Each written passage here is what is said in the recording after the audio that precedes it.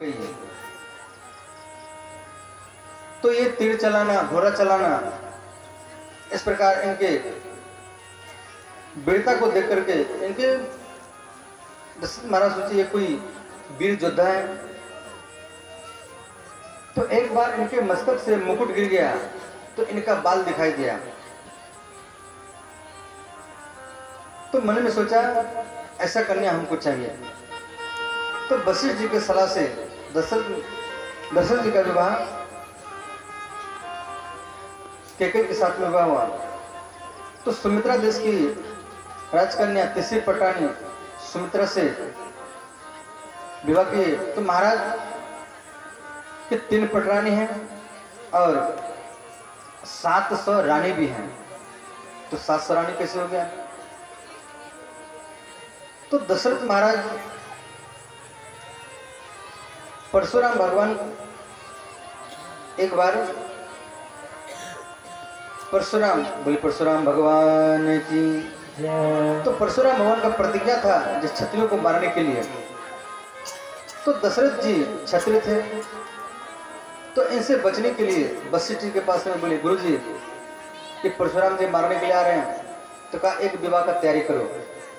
देखो, विवाह में दुल्हा को विष्णु रूप दिया गया है, दुल्हन को लक्ष्मी का रूप दिया गया है, इसलिए विवाह में दुल्हा को मारना नहीं चाहिए, ब्रह्म हत्या लगता है।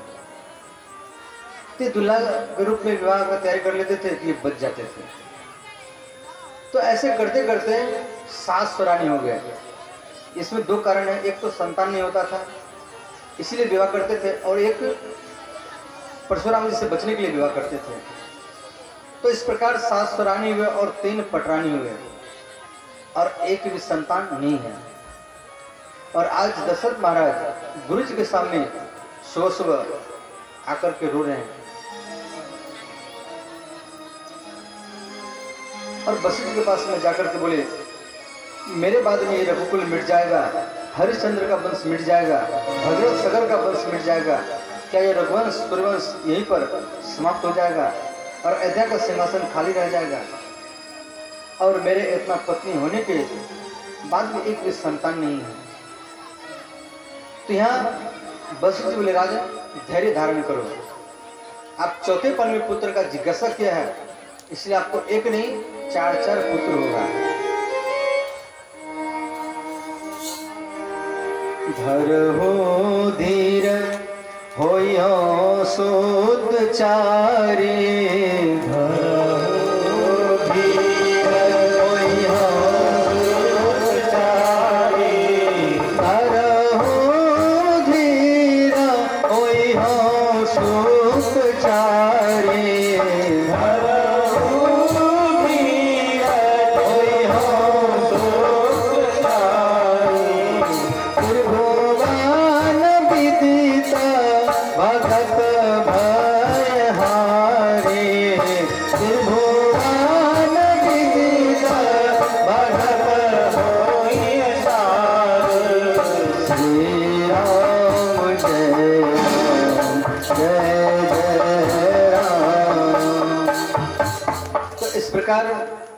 वशिष्ठ के राजन धैर्य धारण करो, आपको एक नहीं 4 पुत्र होगा। तो दशरथ महाराज बोले कब मिलेंगे? तो कहा यज्ञ का तैयारी करो। तो यहाँ पे यज्ञ का तैयारी करवा गया और दशरथ महाराज को कहा गया ये श्रृंगी ऋषि को बुलाओ।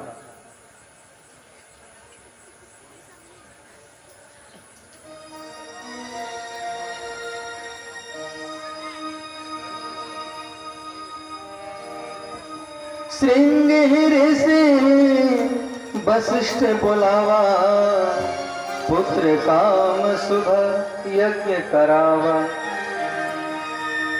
तो इस प्रकार श्रृंगी ऋषि को भागलपुर से दशरथ महाराज ले गए थे और इनके पिता का नाम है विभांडक मुनि। मैं पहले भी बताया था, जो रामायण में श्रृंगी है वो विभांडक मुनि का पुत्र है, और जो भागवत में श्रृंगी है वो समित मुनि का पुत्र है। तो ये हिरण के गर्भ से जन्म लिए थे और जन्म से किसी स्त्री को नहीं देखे थे, ऐसा पवित्र निर्मल आत्मा। तो ऋषि बटेश्वर नाथ नाम से हम लोग जानते हैं, जिसको बटेश्वर स्थान हम लोग बोलते हैं। ये तपस्या करते। इसीलिए श्रृंगी ऋषि जब वहां पर पहुंचे तो एक आहुति भगवान अग्निदेव प्रकट हो गए।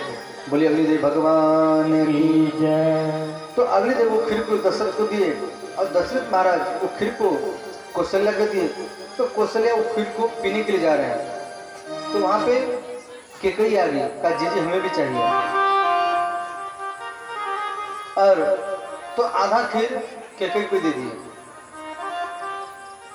तो फिर वहां पे सुमित्रा आ गई, कहा जी हमें भी खीर चाहिए।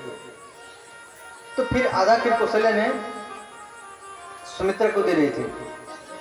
तो खीर के दोना को एक चील पक्षी उड़ा करके ले गया और बोली वृंदावन बिहारी लाल की जय। तो खीर को एक चील पक्षी उड़ा करके ले गया। तो गौतम की बेटी अंजनी तपस्या कर रही थी और वो दोना को गिराए। अंजनी माता के हाथ में वो खीर के दोना को गिराए। तो खीर को दोना को अंजनी माता पी गए। तो उससे हनुमान जी का प्रकट हो गया। बोले हनुमान जी महाराज की जय। तो फिर आधा खीर कौशल्या माता और आधा खीर कैकेयी माता दे रहे हैं सुमित्रा माता को। कहा हम जो आपको खीर दे रहे हैं इससे जो बालक जन्म लेगा वो मेरे पुत्र के साथ में खेलेगा। तो इस प्रकार तीनों माताएं खीर को पी गई और तीनों माताएं भगवान तीनों माताएं गर्भवती हो गई। जादिनित हरि गर्भ ही आए, सकल लोक सुख संपत्ति छाए। तो इस प्रकार तीनों माताओं के घर में भगवान आ गए और एक दिन में 3 बार वशिष्ठ जी कथा सुनाने के लिए आते थे। और गर्भवती माताओं को ज्यादा कथा श्रवण करना चाहिए। अगर आप ज्यादा कथा श्रवण करेंगे तो आपका जो पुत्र जन्म लेगा वो भी कथा श्रवण करेगा, वो भगवान का कोई भक्त ही जन्म लेगा। माताएं लोग बार बार गर्भ धारण क्यों करती है? उनको मालूम है जो गर्भ धारण करने एक बार गर्भ धारण करने से क्या कष्ट मिलता है, तो फिर दूसरी बार वो गर्भ धारण क्यों करती है? तो उनका ये सोच है कि मेरे गर्भ से कोई तुलसीदास, कोई कबीरदास जैसा कोई महान भक्त जन्म ले। तो इसीलिए वो दूसरा बार उसी लालसा से वो गर्भ धारण करती है। तो इसीलिए गर्भवती माताओं को ज्यादा कथा श्रवण करना चाहिए। संस्कार बच्चों में गर्भ से ही पड़ता है और गर्भवती माताओं को फिल्म देखना नहीं चाहिए। गर्भवती माताएं अगर फिल्म देखेगी तो उनके बच्चे जो है वो भी फिल्म देखेंगे। गर्भवती माताओं को ज्यादा सोना नहीं चाहिए। गर्भवती माताएं ज्यादा सोएगी तो बच्चा आलसी बनेगा, मंदभागी बनेगा। गर्भवती माताओं को ज्यादा काजल लगाना नहीं चाहिए। इससे क्या होता है, बच्चों में दृष्टि दोष होता है।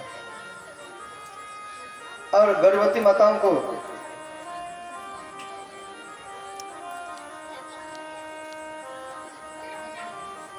जिन गर्भवती माताओं को सुंदर बच्चा चाहिए, गोरा बच्चा चाहिए, वो नारंगी खाए।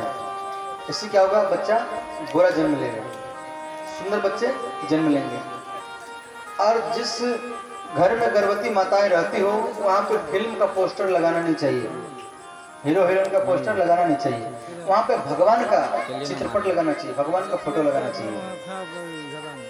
माँ जैसा चाहेगी बच्चा को ऐसा जन्म दे सकती है।